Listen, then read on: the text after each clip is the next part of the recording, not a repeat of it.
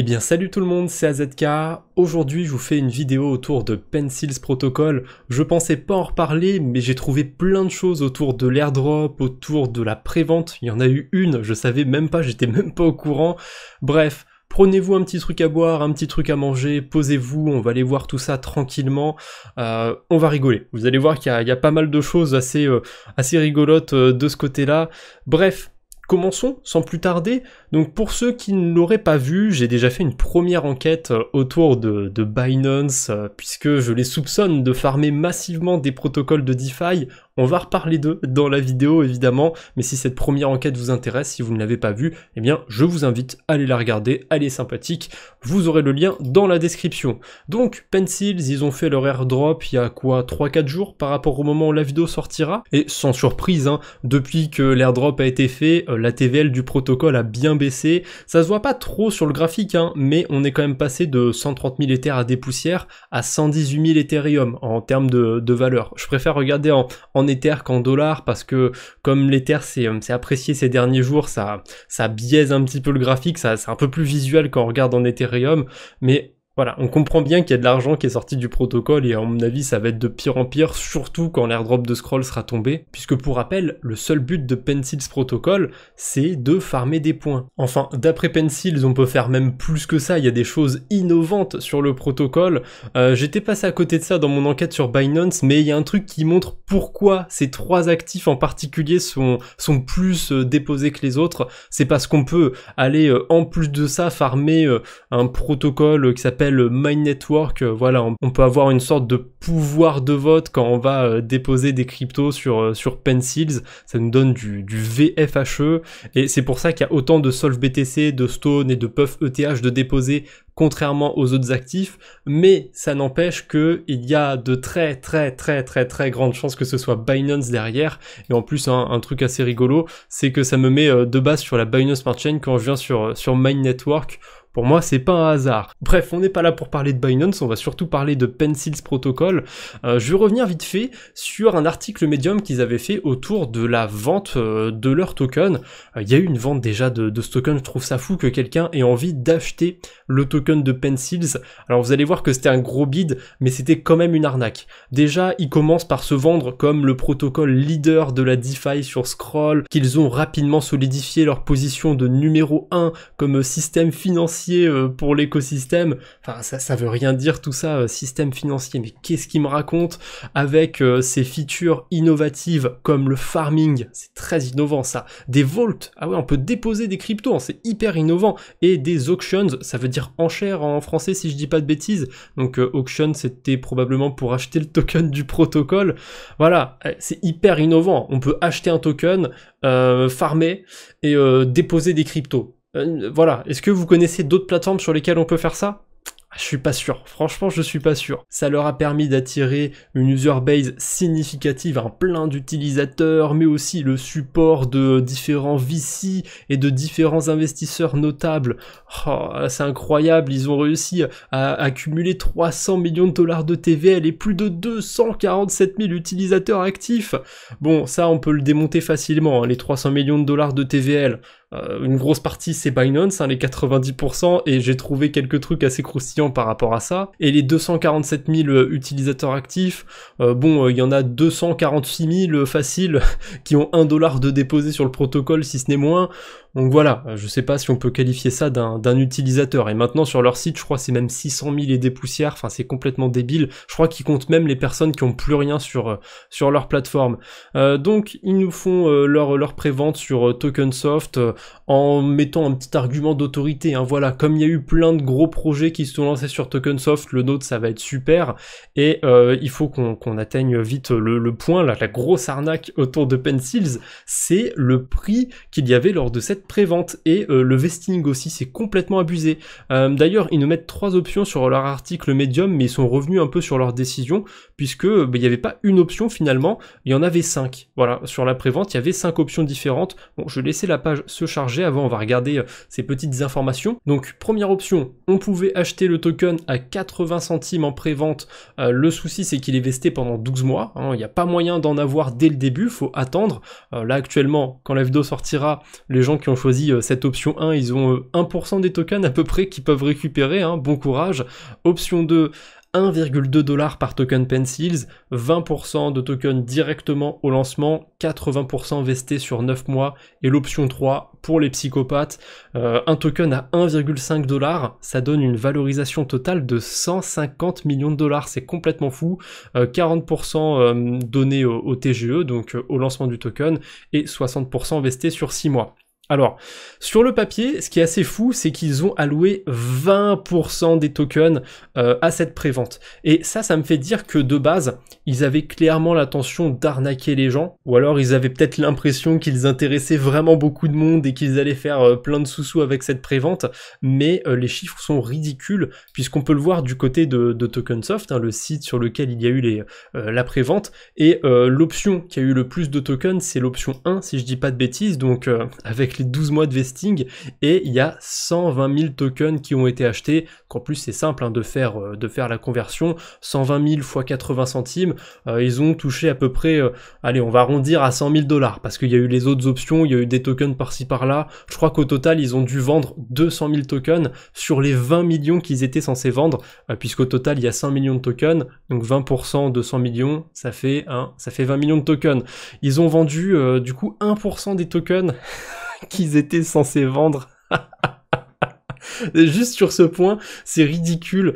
3% pour l'airdrop, 4% pour le marketing et l'apport de liquidité, pourquoi pas. Voilà, le reste c'est très classique, on a l'habitude de voir ça. Hein. Donc il y en a une partie pour la communauté, pour les supporters early, pour l'écosystème, pour la trésorerie, pour les contributeurs, les aviseurs, blablabla, blablabla. La plupart de ce beau monde a des tokens vestés sur 18 mois. Bon courage hein, pour ceux qui vont attendre les 18 mois, à mon avis ça vaudra plus grand chose d'ici là, puisque clairement on est sur un protocole qui va mourir tout simplement parce que, à moins qu'il se renouvelle, hein, mais dans l'état il va mourir, puisqu'il n'y a aucun intérêt à venir farmer des points indéfiniment. Enfin je vois pas pourquoi ça continuerait très très très longtemps tout ça. Et un autre point qui est encore plus drôle, généralement quand on participe à une prévente, c'est le prix du token, ça va être en dessous du prix du listing. Alors des fois on va se retrouver avec des tokens bloqués et le temps qu'ils se débloquent, le prix du token sera repassé en dessous du prix d'achat en prévente. Ça peut arriver, mais là le token a été listé en dessous du prix de prévente. Pour moi c'est clairement une arnaque du coup de ce côté-là, puisqu'il a été listé autour des 1$ sur les plateformes centralisées il me semble. Il est vite tombé à 40 centimes, et même encore plus bas que ça au moment où je fais la vidéo, là je le vois autour de 36 centimes.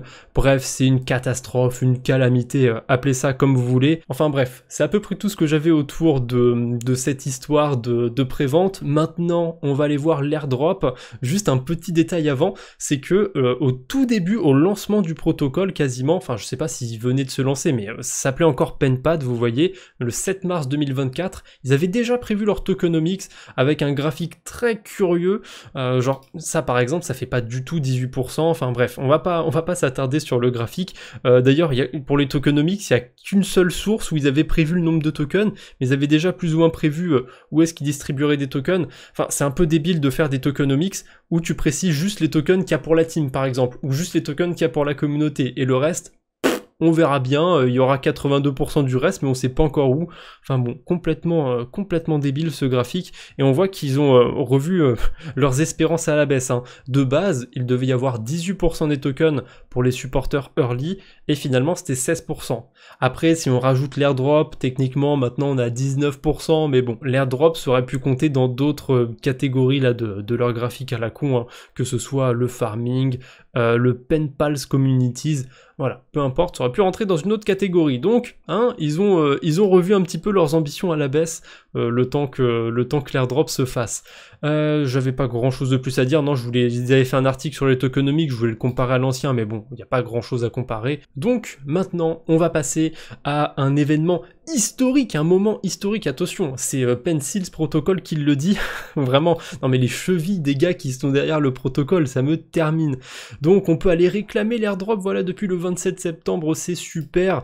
Eh bien, il y a des baleines qui se sont pas fait attendre. Je me suis amusé à voir la plupart des gros portefeuilles du protocole, ce qu'ils en avaient fait de l'airdrop, s'ils l'ont gardé, s'ils l'ont réclamé déjà, s'ils l'ont vendu, et j'ai pas été surpris. D'ailleurs, on se rend compte que avant il n'y en avait pas une seule avec un pseudo d'eBank dans le top 20, donc il y a clairement des adresses qui sont sorties. Il y en avait énormément, rappelez-vous, hein, allez voir dans la vidéo si vous voulez, mais il y avait énormément d'adresses qui déposaient du solvebtc.b, et bah là il y en a plus que 3. Regardez, c'est assez fou, hein.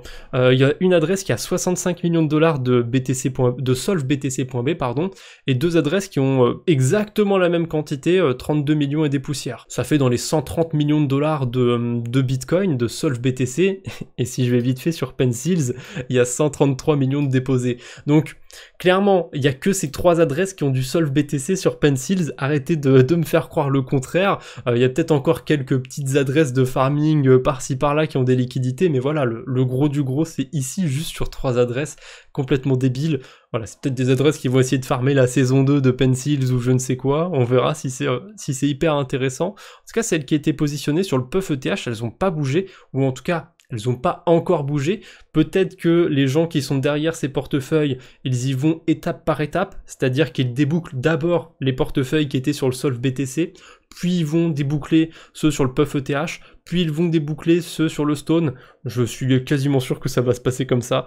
Seul le temps le confirmera ou l'infirmera. En tout cas, l'adresse numéro 1, number 1 de l'airdrop, elle a touché quasiment 600 000 tokens d'app. Donc c'était un airdrop linéaire, hein, le pire truc à faire quand c'est farmé par littéralement 5 wallets.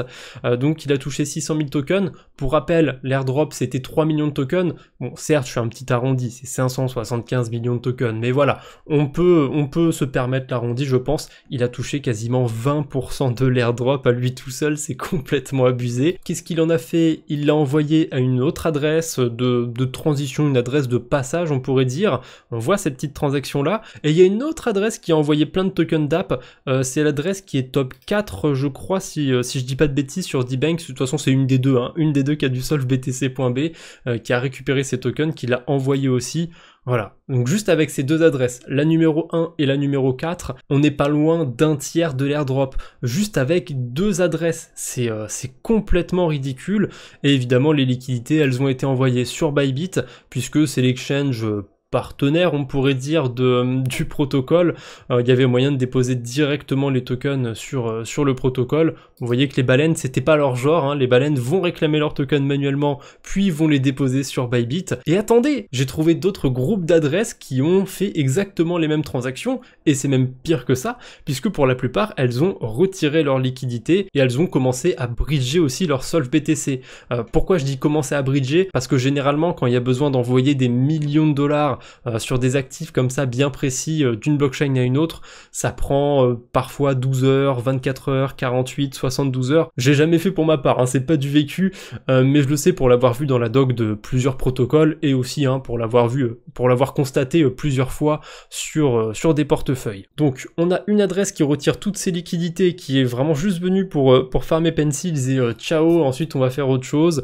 Il récupère ses tokens, il les envoie sur une deuxième adresse qui tiens, faisait exactement la même chose, hein. Elle avait 30 solvebtc, hop, ça a été bridgé, hein. Pour l'instant c'est en cours de bridge je suppose. Tous ces tokens d'app renvoyés à une troisième adresse, oh bah tiens, il a retiré aussi 30 solvebtc, ensuite il a renvoyé tous les tokens d'app à une quatrième adresse. Lui, est-ce qu'il a retiré ses solvebtc? J'ai pas l'impression. Ah bah tiens, cette adresse là n'avait même pas farmé a priori l'airdrop de Pencils. Quand je regarde son portefeuille, quand je regarde ses transactions, il n'y a pas l'air d'avoir d'interaction en particulier. Par contre, il a quand même récupéré 9000 tokens. Il l'a peut-être farmé il y a quelques semaines, quelques mois, vu que l'adresse elle existe depuis 100 jours à peu près. Donc admettons qu'il ait farmé un petit peu le protocole. Voilà, il a renvoyé 50 000 tokens vers une autre adresse. Mais là, je crois que c'était une adresse de transition encore, comme celle qu'on a vue tout à l'heure. Ah, pas sûr à 100%. Si, j'ai l'impression que c'est une adresse de transition, puisqu'elle reçoit plein de tokens pour les renvoyer à d'autres adresses. Et vous voyez que c'est d'autres airdrops. Il y a eu les tokens core de la saison 2, il y a eu des tokens blast, de l'airdrop de Blast, et si on monte avant, je crois que voilà, on a encore des tokens Blast, on a encore d'autres trucs par-ci par-là, des tokens ZKL par exemple, voilà. Et ensuite, cette adresse les renvoie sur Bybit. J'en ai vu plein d'autres, hein, des adresses comme ça qui avaient plein de solves BTC qui sont sortis du protocole. Voilà, dès que l'airdrop est tombé, les adresses sont sorties du protocole. En 2 minutes ensuite, les solves BTC, ils étaient bridgés, ils étaient burn. Par contre, ce qui est curieux, c'est qu'il y a plusieurs grosses adresses comme celle-ci qui ont farmé avec des centaines de bitcoins et qui n'ont pas touché à l'airdrop. Donc écoutez, hein, c'est déjà ça. D'ailleurs, cette adresse, elle a farmé pendant 18 jours seulement. Elle a que 18 jours d'ancienneté. Si ça, c'est pas de l'abus. Ensuite, une adresse qui a 101 jours. Ah là, c'était un autre cluster que j'avais identifié. Vous allez voir que les adresses, elles refont toutes pareilles, hein. Elles sortent leur solve BTC, elles les bridge, elles récupèrent les tokens. D'ailleurs, il y en a qui ont commencé à récupérer leur solve BTC sur la Binance Smart Chain. Très curieux de voir ce qui va être farmé par la suite par cette petite entité, parce que c'est évident que c'est la même entité, je pense pas que ce soit qu'une seule personne, mais voilà, vraiment le mot entité c'est bien, c'est évident que c'est la même entité derrière toutes ces adresses, hein. C'est à chaque fois, vous voyez que c'est pas les mêmes adresses, c'est pas les mêmes montants, mais c'est toujours le même pattern, les mêmes transactions, donc il y a vraiment aucun doute, aucun suspense, et encore une fois, ils récupèrent tout plein de tokens d'app, qui renvoie une adresse de transition et qui renvoie sur l'adresse de Bybit. Bref, c'est toute une histoire cet airdrop autour de Pencils. J'espère que cette petite vidéo vous aura plu, vous aura intéressé. Petite pensée aux 200 000 tokens Pencils qui ont été vendus à entre 80 centimes et 1,50 $. Bon courage à ceux qui les ont achetés et je ne vous embête pas plus pour aujourd'hui. On se retrouve bientôt j'espère. D'ici là, portez-vous bien. Salut tout le monde.